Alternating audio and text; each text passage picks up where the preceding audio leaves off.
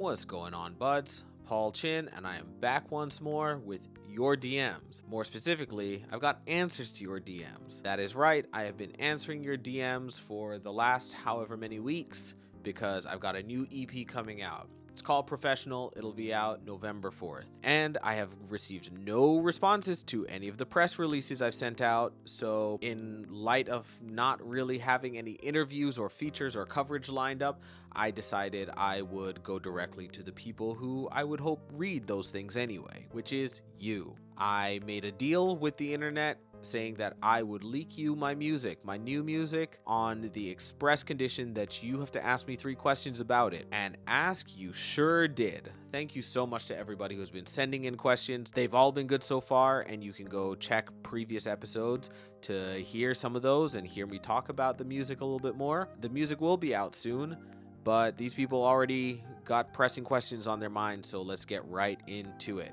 Wayne asks, what are the genres for this record? Give me 2 and then create 2 new unheard of genres for this EP.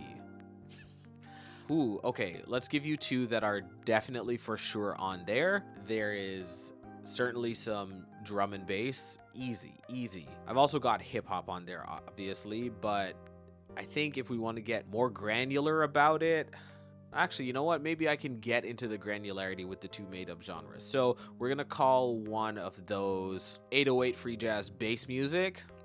And I think the other one, maybe we can call that lo-fi vapor crunk. How's that? I think those are good. Let's go with those. David Taylor asks, I hear a lot of future soul vibes along with jungle beats. I feel like I haven't heard a lot of music like this in a long time. What inspires you to make music in this vein? David, I gotta tell you, I think something happens to every musician or producer. I think maybe even similarly to like professional athletes when they retire or something, and you just kind of see them just dress the same for the rest of their lives. I think something happens with musicians as well. You get to a certain point where you are clearly good enough to make anything you want, and you feel almost a sense of like you've beat the game a little bit.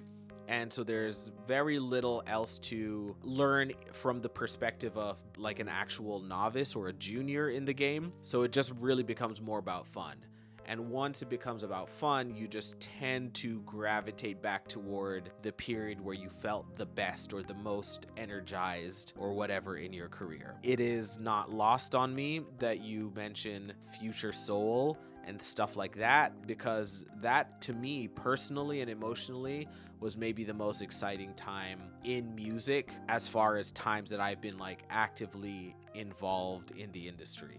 Like I really love that mid 2010s SoundCloud core period when it was just apparent that a bunch of like 90s kids were going back to or like really inspired by the music that they grew up hearing, but also loved all of this music that they never got to hear or like never could have heard because, I don't know, the tools didn't exist or no one was thinking about using those synths in the same ways or those drum machines in the same ways. And there was just this fusion of that stuff, right? So you had people making all of these shiny, glossy, bouncy remixes of like 90s and 80s R&B. And at the same time, you had lots of folks who like grew up on, let's say, like the Erykah Badu's, the Lauryn Hills, the D'Angelo's, R.I.P., who had like this very acoustic or tape reel kind of warmth to the sensibility of the music that they were making, but they always had like a cool, futuristic kind of undertone to it. I loved being around in that time in music, and I don't know that I necessarily was even making that kind of music at that time either, but now I'm at a place in my career, in my artistry, where I feel like I understand so much music that I've always loved, and I'm now just in a place where I can recall it at will. And I think that that shows up in this project because, you know, I also like haven't been a rapper for a long time.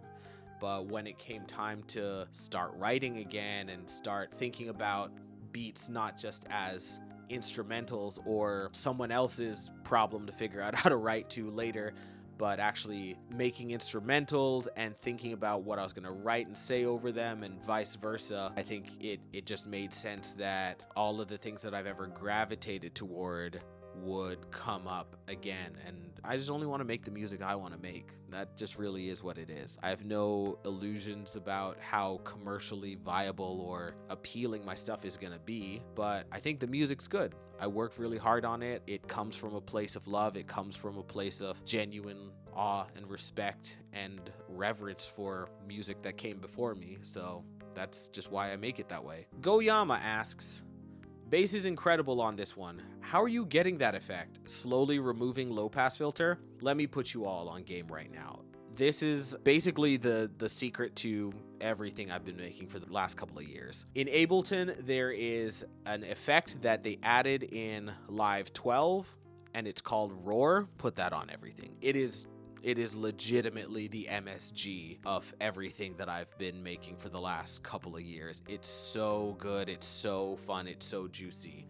Basically, if you want saturation, if you want perceived filtering, if you want multi-band compression, if you want any weird combination of all of those things and more, Roar will do it. So yeah, as part of the drum kit that I made, I have like an 808 that I've just been using forever and ever and ever, and that is pretty much the thing. It's the one on every single track that has like a bass line. Roar is really it. Dial in the sounds how you want, you automate to make things travel across time, and Bob's your uncle. I love you so much, Ableton. Let's work together soon. We've got one from Mikhail. The melody for the hook on Tau of Palm has kind of a similar feeling, but I can't quite place it. Did you have any particular inspirations for the specific melody that you used there?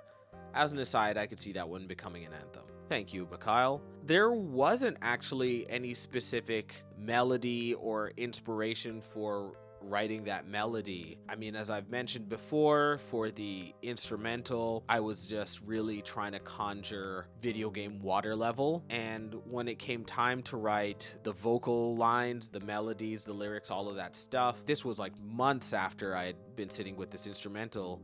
So there definitely was not an influence from where I was at the beginning of this process. But I'll tell you about how I come up with melodies, and it has nothing to do with thinking about a song I want to sound like, and everything to do with an artist that I actually really want to be like. 10 years ago, I had a session with Daniela Andrade. She came over to my place. We hung out in the living room where I had a makeshift studio set up at the time because I was storing some stuff for a friend. So we sat up in the living room and we're making a track that, you know, we just never finished, and then I lost the session file too, and I don't think she was truly like that enamored with what she came up with that time, but none of that is really the point. What was the point was I watched her come up with a melody in almost no time flat, and it was really good. And not just a melody, she came up with a melody and then she like set words to it.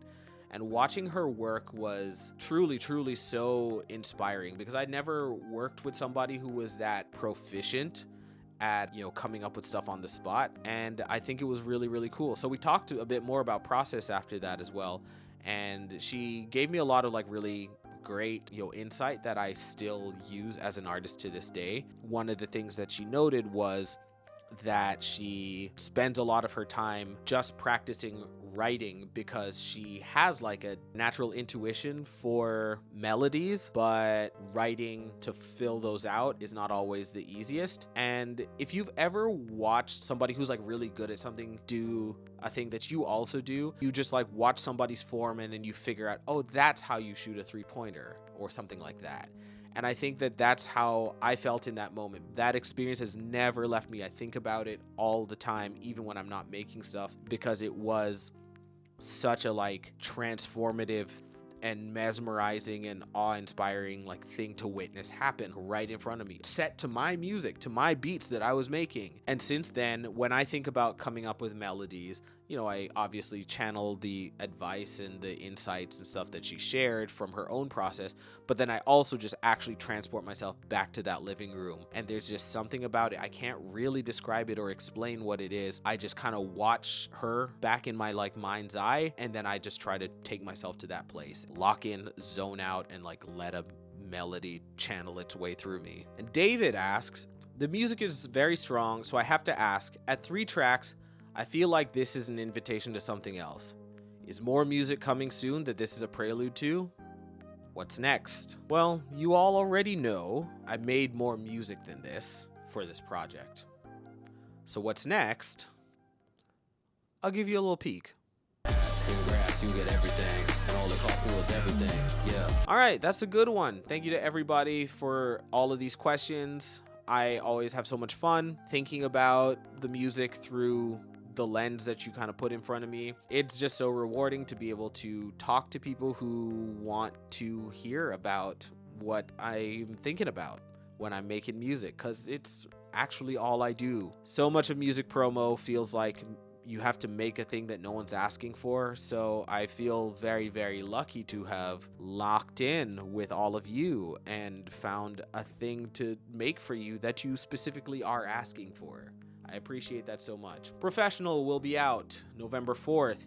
If you are in Toronto, join us at the Theatre Centre on October 30th for the listening party. Adriel Smiley will be there, and he will be taking us through the deep dive of all the music after we listen to it together. We're press and play at 8 p.m. because we're also doing a bit of a simulcast with a Bandcamp listening party. If you can't make it to Toronto on the 30th, no worries, just tune in online and we'll be doing the listening party on Bandcamp. You can hop in the chat with your questions. I'll be in there, and if we're lucky, we might actually be able to swing a little bit of a answering your DMs live from questions that come from all of you. So I hope you can make it. I hope to see you there, either on the computer screen or in person. It'll be a great time, and I can't wait to talk to you more about this music soon. But that's it for now, and I'll catch you in the next one, where we'll speak again soon.